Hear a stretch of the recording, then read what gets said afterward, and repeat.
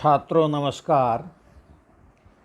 पिछले वीडियो में हमने मोहम्मद बिन तुगलक, जो दिल्ली सल्तनत का शासक था और जिसने 1325 से 51 तक भारत में राज किया, उसकी गृह नीति के बारे में पढ़ रहे थे।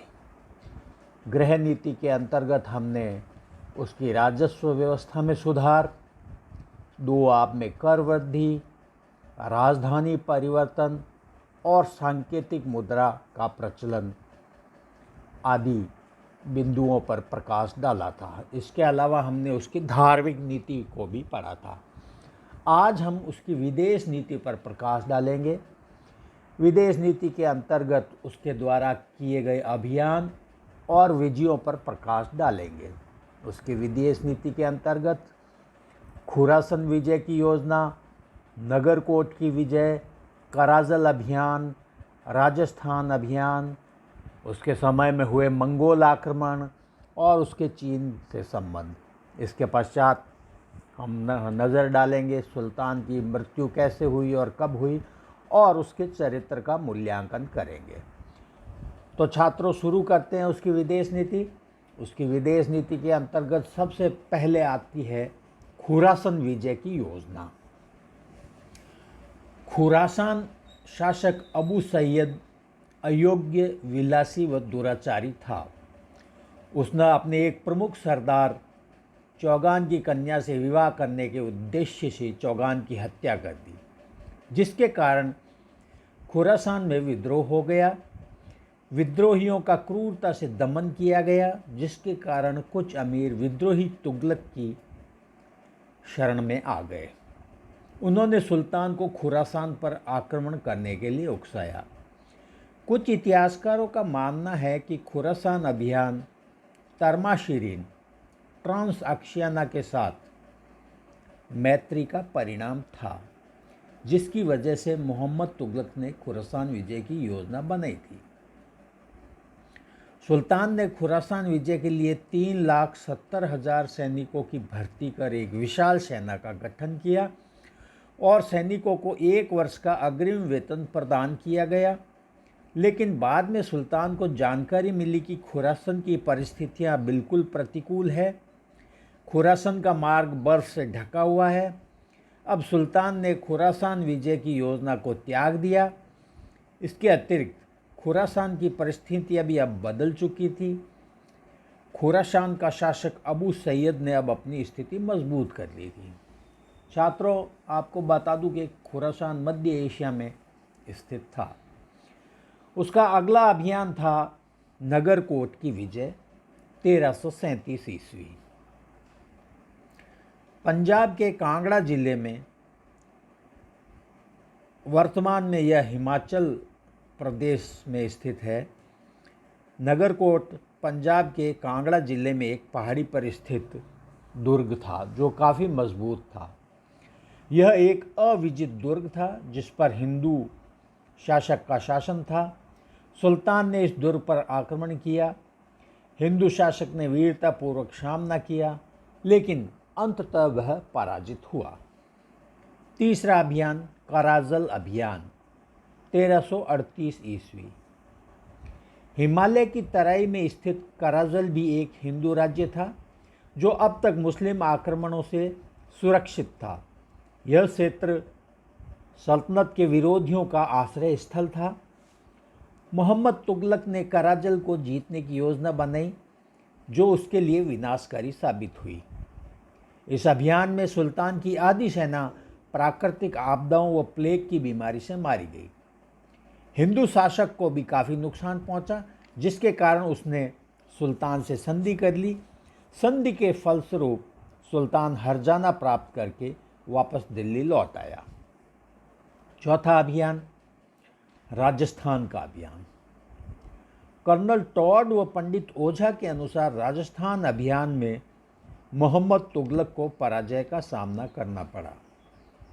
राजपूत गाथाओं के अनुसार मोहम्मद तुगलक ने चित्तौड़ पर आक्रमण किया, परंतु राणा हमीर ने उसे पराजित कर बंदी बना लिया। राजस्थान अभियान के संबंध में विद्वान एक मत नहीं है। यह बात सही नहीं लगती कि राणा हमीर ने उसे बंदी बना लिया था। अगर बंदी बना लिया जाता तो फिर वह वहाँ से फ्री कैसे हुआ और वापस दिल्ली कैसे पहुँचा, यह एक विवादास्पद विषय है। लेकिन सही यही प्रतीत होता है कि उसे बंदी नहीं बनाया गया था। पांचवा, मंगोलों का आक्रमण 1328-29। जब सुल्तान दिल्ली से दौलताबाद राजधानी परिवर्तन कर रहा था, उस समय उत्तरी पश्चिमी सीमांत क्षेत्रों पर मंगोलों को आक्रमण करने का अवसर मिल गया। यह आक्रमण तर्माशीरिन के नेतृत्व में हुआ, जिसने मुल्तान, लाहौर व दिल्ली तक धावा बोला। इस समय सुल्तान मंगोलों से प्रतिशोध लेने की स्थिति में नहीं था, अतः उसने मंगोलों से संधि कर ली और उन्हें क्षतिपूर्ति के लिए काफ़ी पैसा दिया और उन्हें वापस लौटा दिया। छठा, चीन से संबंध 1341। चीन के साथ मोहम्मद तुगलक ने मैत्रीपूर्ण संबंध बनाए रखे। जब सुल्तान ने कराजल अभियान किया तो शाही सेना ने हिमाचल प्रदेश के बौद्ध मंदिरों को तोड़ डाला। ऐसे में जब चीनी सम्राट तुगोन तिमूर ने सुल्तान से बौद्ध स्थानों की मरम्मत कराने की स्वीकृति मांगी तो सुल्तान ने स्वीकृति दे दी। यह 1341 की घटना है। इसके बाद 1342 ईस्वी में सुल्तान ने इब्न बतूता को अपना राजदूत बनाकर चीन भेजा, जो 1347 ईस्वी में वापस लौटा। मोहम्मद तुगलक के चरित्र में विरोधी तत्वों का इतना विचित्र सम्मिश्रण था कि आज तक इतिहासकार और विद्वान उसे ठीक से समझ नहीं पाए हैं। अर्थात मोहम्मद तुगलक प्रतिभाशाली व्यक्ति था या पागल, आदर्शवादी था या कल्पना के लोक में विचरण करने वाला, प्रजा पीड़क था या जन कल्याणकारी। इन सभी सवालों के जवाब इतिहासकार आज तक सुनिश्चित नहीं कर पाए हैं और इतिहासकारों की अलग अलग राय है। संक्षेप में मोहम्मद तुगलक के चरित्र का मूल्यांकन करके इन दो पक्षों को समझ सकते हैं। ये दो पक्ष हैं, मोहम्मद तुगलक के पक्ष के इतिहासकार और उसके विपक्ष के इतिहासकार।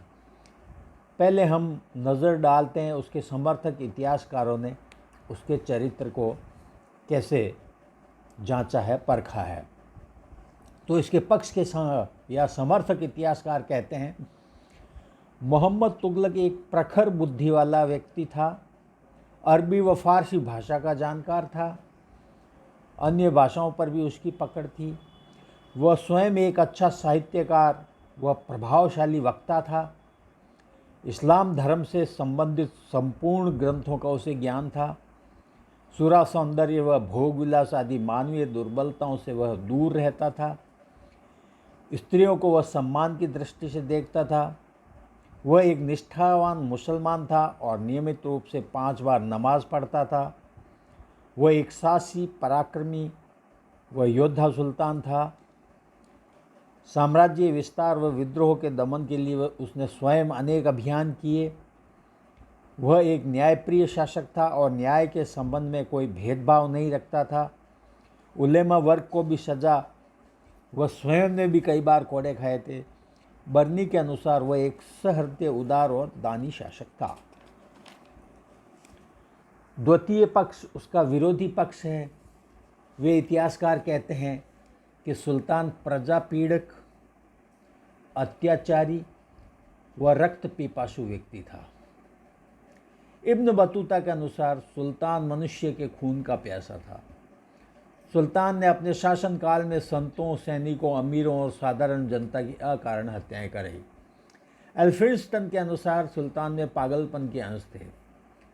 डॉक्टर श्रीवास्तव के अनुसार मोहम्मद तुगलक साधारण अपराधों के लिए मृत्युदंड इसलिए नहीं देता था कि वह पागल था, बल्कि इसलिए देता था कि उसमें साधारण और भीषण अपराधों को समझने की विवेकपूर्ण बुद्धि नहीं थी।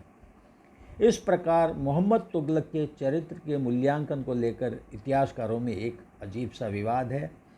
इस संबंध में डॉक्टर ईश्वरी प्रसाद का कथन सही प्रतीत होता है कि सुल्तान में विरोधी तत्वों का सम्मिश्रण था। तो ये थी उसकी विदेश नीति और उसके बारे में इतिहासकारों की राय। 1347 से 1350 ईस्वी तक के समय में सुल्तान गुजरात में तगी के विरोध या विद्रोह को दबाने में व्यस्त रहा। तागी को उसने थट्टा में शरण लेने के लिए बाध्य कर दिया। समय मिलने पर वह प्रशासन की ओर ध्यान देता था। इस समय उसने शांति तथा व्यवस्था स्थापित करने का भी प्रयास किया। इसके उपरांत उसने गिरनार को जीतने का प्रयास किया। इन सब से निश्चिंत होकर वह थट्टा में तागी को दंडित करने गया। मार्ग में उसे ज्वर आ गया और 20 मार्च 1351 ईस्वी को वह इस लोक से विदा हो गया। बदायूनी के शब्दों में सुल्तान को प्रजा से तथा प्रजा को सुल्तान से मुक्ति मिल गई। इस प्रकार मोहम्मद तुगलक के शासनकाल में आरंभ से लेकर उसके अंत तक विद्रोह होते रहे। कई विद्रोहों को दबा भी दिया गया, परंतु इन विद्रोहों ने उसके खजाने को खाली कर दिया तथा राज्य में चारों ओर अराजकता फैल गई। कहा जाता है कि इतने विद्रोह किसी भी सुल्तान के समय में नहीं हुए।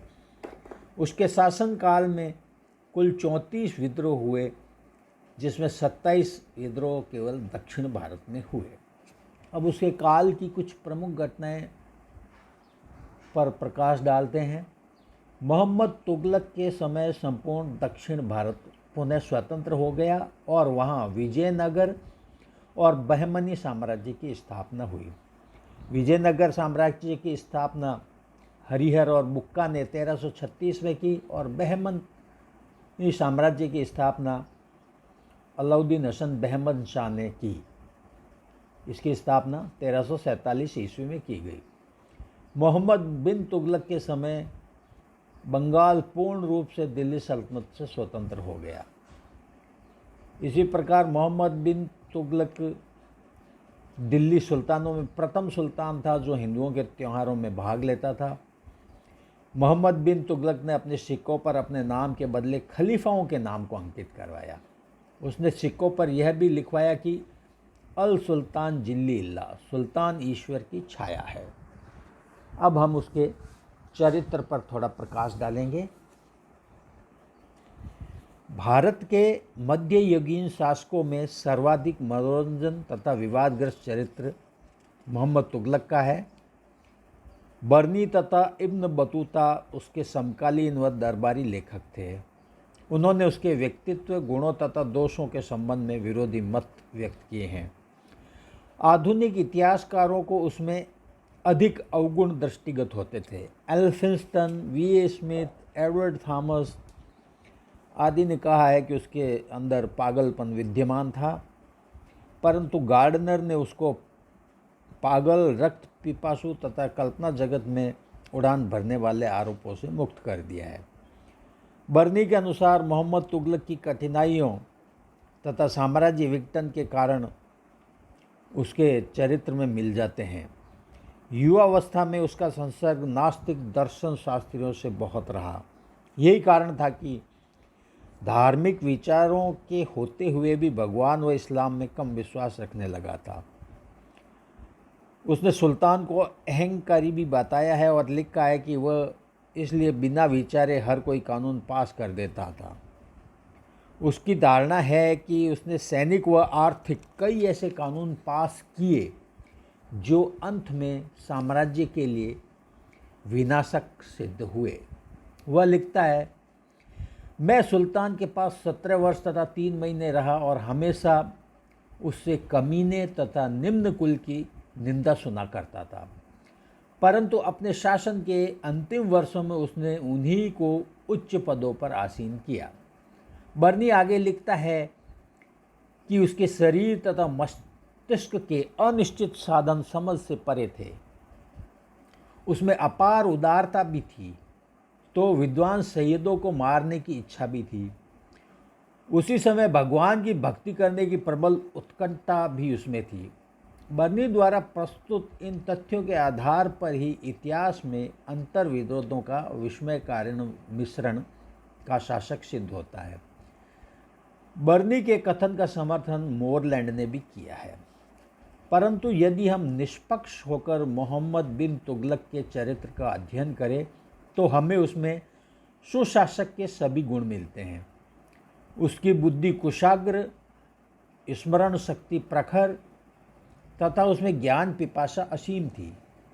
वह दर्शन, गणित, ज्योतिष तथा भौतिक विज्ञान का गंभीर विद्वान था। वह अरबी फारसी साहित्य तथा काव्य का भी अच्छा ज्ञाता था। सुलेख कला, ललित कलाओं और विशेषकर संगीत से भी उसे प्रेम था। उसका आचरण अनुकरणीय था। बर्नी ने सुल्तान की विनम्रता की भूरी भूरी प्रशंसा की है। यह सब होते हुए भी उस पर आक्षेप किया जाता है कि वह इस्लाम का सच्चा अनुयायी नहीं था, परंतु इब्न बतूता ने उसे इस अपराध से भी बचाने का प्रयास किया है। तो छात्रों, ये था हमारा आज का टॉपिक मोहम्मद बिन तुगलक 1325 से 51। यह टॉपिक समाप्त होता है। आपको अच्छा लगे तो इसे लाइक, सब्सक्राइब और शेयर करें। Thank you.